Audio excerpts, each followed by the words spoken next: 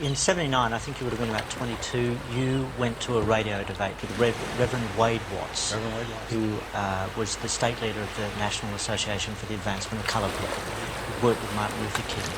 And when you got to this debate, he held out his hand for you to shake. Did you hesitate?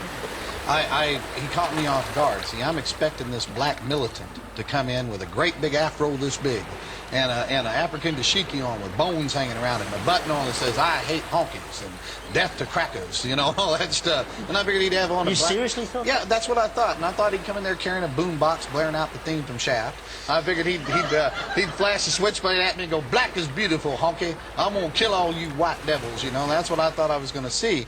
So when the door opened up and in came Reverend Wade Watts, and he's wearing a suit and a tie, and he's carrying a Bible, and he walks up and he puts his hand out to me. He goes, "Hello there, Mr. Clare. I'm Reverend Wade Watts. I just want to tell you I love you and Jesus loves you."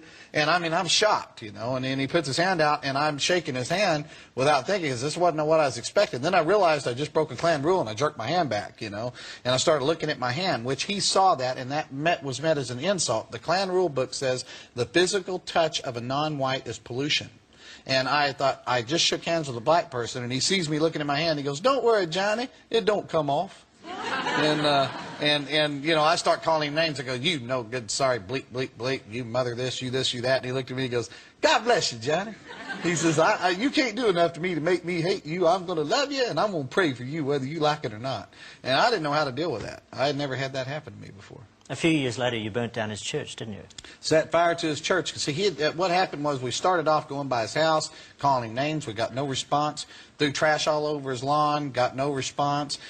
We showed up with our sheets and hoods and stood out there in his yard. Said, "Get on out here, boy. We got something for you." And he comes outside and he goes, "Boys, Halloween's 4 more months away. I got no trick-or-treat in here for you. Come back in October." And he goes back in the house. That's a brave man. Yeah, and I mean, I didn't know how to deal with this. And so the Klan goes, "You got any more bright ideas?" I said, "I don't know." I said, "I'll tell you what we'll do." So we burned a cross across the street from his house. He came outside and asked us if we needed hot dogs and marshmallows for our barbecue, you know. So finally, I said, "I'm tired of messing with him," and we set fire to his church. And they put the fire out before the church was destroyed. And I remember I called him up, disguised my voice, and I said, "Hey, boy, you better be afraid. We're coming to get you, boy. You don't know who we are, but we know who you are." And he goes, "Hello, Johnny," and all that stuff. He goes, "A man like you takes the time to call me. I'm so honored," and all that stuff. He goes, "Let me do something to you." He goes, "Dear Lord, please forgive Johnny for being so stupid. He doesn't mean to be so ornery. He's a good boy trying to get out somewhere in there." And I hung up the phone on him. I said, "How dare him?" And so the funniest thing that happened with him, though, is I didn't know what to do, and I was at my ropes in. And one day we was watching him, and he went into a restaurant.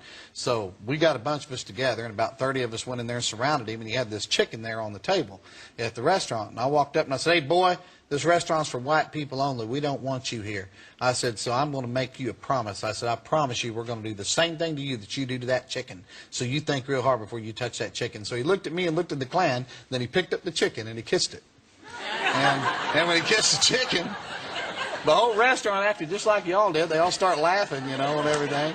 And I looked up, and even the Klan was laughing. You got to admit, that was funny. I said, every one of you outside. I'm outside, and they're doubled over laughing. I'm going, "You guys are going to get suspended and lose your robe for 2 weeks." I said, "I'm getting tired of this." And I'm hollering at them and yelling, and they're laughing. I heard a horn honking, and Reverend Watts is driving off going, "Bye, Johnny," you know, and stuff.